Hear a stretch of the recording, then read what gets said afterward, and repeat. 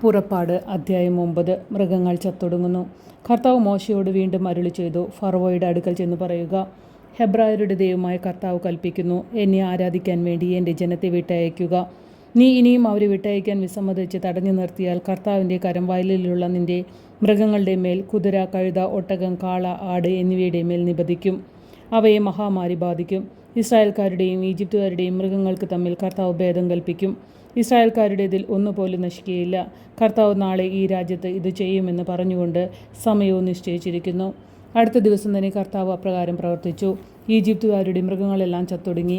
എന്നാൽ ഇസ്രായേൽക്കാരുടെ മൃഗങ്ങളിൽ ഒന്നുപോലും ചത്തില്ല. ഫറവോ ആളയച്ച് അന്വേഷിച്ചപ്പോൾ ഇസ്രായേൽക്കാരുടെ കന്നുകാലികളിൽ ഒന്നുപോലും ചത്തില്ല എന്നറിഞ്ഞു. അതിനാൽ അവൻ്റെ ഹൃദയം കഠിനമായി. അവൻ ജനത്തെ വിട്ടയച്ചില്ല. വ്രണങ്ങൾ ബാധിക്കുന്നു. കർത്താവ് മോശയോടും അഹ്റോനോടും അരുളി ചെയ്തു, ചൂളയിൽ നിന്ന് കൈ നിറയെ ചാരം വാരുക. ഫറവോ കാണുകെ മോശ അത് ആകാശത്തേക്ക് വിതറട്ടെ. അത് ഈജിപ്ത് രാജ്യം മുഴുവൻ ധൂളിയായി വ്യാപിക്കും. അത് രാജ്യമാസകലമുള്ള മനുഷ്യരുടെയും മൃഗങ്ങളുടെയും ദേഹത്ത് പൊട്ടിയൊലിക്കുന്ന വ്രണങ്ങൾ ഉണ്ടാക്കും. അതനുസരിച്ച് അവർ ചൂളയിൽ നിന്ന് ചാരമെടുത്തുകൊണ്ട് ഫറവോയുടെ മുമ്പിലെത്തി. മോശ ചാരം അന്തരീക്ഷത്തിലേക്ക് എറിഞ്ഞപ്പോൾ അത് മനുഷ്യരിലും മൃഗങ്ങളിലും പൊട്ടിയൊലിക്കുന്ന വ്രണങ്ങളുണ്ടാക്കി. എല്ലാ ഈജിപ്തുകാരോടുമൊപ്പം മന്ത്രവാദികളെയും വ്രണങ്ങൾ ബാധിച്ചതിനാൽ മന്ത്രവാദികൾക്ക് മോശയുടെ മുമ്പിൽ നിൽക്കാൻ കഴിഞ്ഞില്ല. കർത്താവ് മോശയോട് പറഞ്ഞതുപോലെ അവിടുന്ന് ഫറവോയുടെ ഹൃദയം കഠിനമാക്കി. അവൻ അവരുടെ വാക്ക് ശ്രദ്ധിച്ചില്ല. കന്മഴ വർഷിക്കുന്നു. അനന്തരം കർത്താവ് മോശയോട് കൽപ്പിച്ചു, അതിരാവിലെ എഴുന്നേറ്റ് ഫറവോയുടെ മുമ്പിൽ ചെന്ന് പറയുക, ഹെബ്രായരുടെ ദൈവമായ കർത്താവ് ഇപ്രകാരം പറയുന്നു, എന്നെ ആരാധിക്കുന്നതിന് വേണ്ടി എൻ്റെ ജനത്തെ വിട്ടയക്കുക.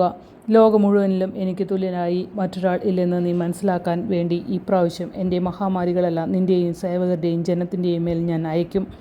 ഞാൻ കരം നീട്ടി നിന്നെയും ജനത്തെയും മഹാമാരിയാൽ പ്രഹരിച്ചിരുന്നെങ്കിൽ നീ ഇതിനകം ഭൂമിയിൽ നിന്ന് തുടച്ചു നീക്കപ്പെടുമായിരുന്നു.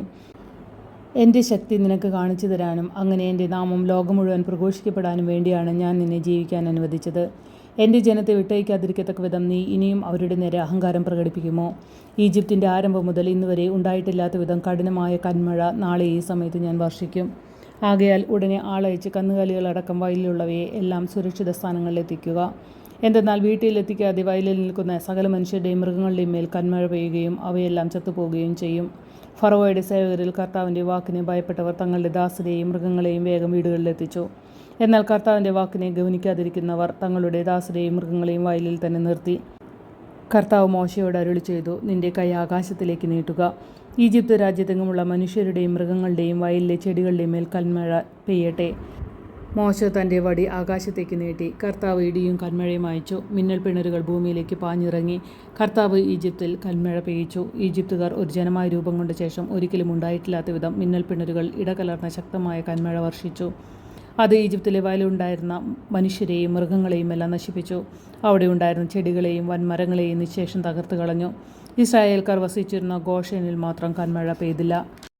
ഫറവോ മോശയെയും അഹ്റോനെയും ആളയച്ചു വരുത്തി പറഞ്ഞു, ഇപ്രാവശ്യം ഞാൻ തെറ്റ് ചെയ്തിരിക്കുന്നു. കർത്താവ് നീതിമാനാണ്, ഞാനും എൻ്റെ ജനവും തെറ്റുകാരാണ്. ഇടിമുഴക്കത്തിനും കന്മഴയ്ക്കും അറുതി വരാൻ വേണ്ടി നിങ്ങൾ കർത്താവിനോട് പ്രാർത്ഥിക്കുവേൻ. ഞാൻ നിങ്ങളെ വിട്ടയക്കാം. ഇനി നിങ്ങൾ അല്പം പോലും വൈകേണ്ട. മോശ അവനോട് പറഞ്ഞു, ഞാൻ പട്ടണത്തിൽ നിന്ന് പുറത്തു കടന്നാലുടൻ കർത്താവിൻ്റെ നേർക്ക് കൈകൾ വിരിച്ചു പ്രാർത്ഥിക്കാം. അപ്പോൾ ഇടിമുഴക്കം അവസാനിക്കുകയും കന്മഴ നിലയ്ക്കുകയും ചെയ്യും. അങ്ങനെ ഭൂമി മുഴുവൻ കർത്താവിൻ്റേതാണെന്ന് നീ ഗ്രഹിക്കും. എന്നാൽ നീയും സേവകരും ദൈവമായ കർത്താവിനെ ഇപ്പോഴും ഭയപ്പെടുന്നില്ലെന്ന് എനിക്കറിയാം. കതിരിട്ട ബാർലിയും പുഷ്പിച്ച ചണവും നശിപ്പിക്കപ്പെട്ടു, എന്നാൽ ഗോതമ്പുകളിലൊന്നും നശിച്ചില്ല, കാരണം അവ വളർച്ച പ്രാപിച്ചിരുന്നില്ല.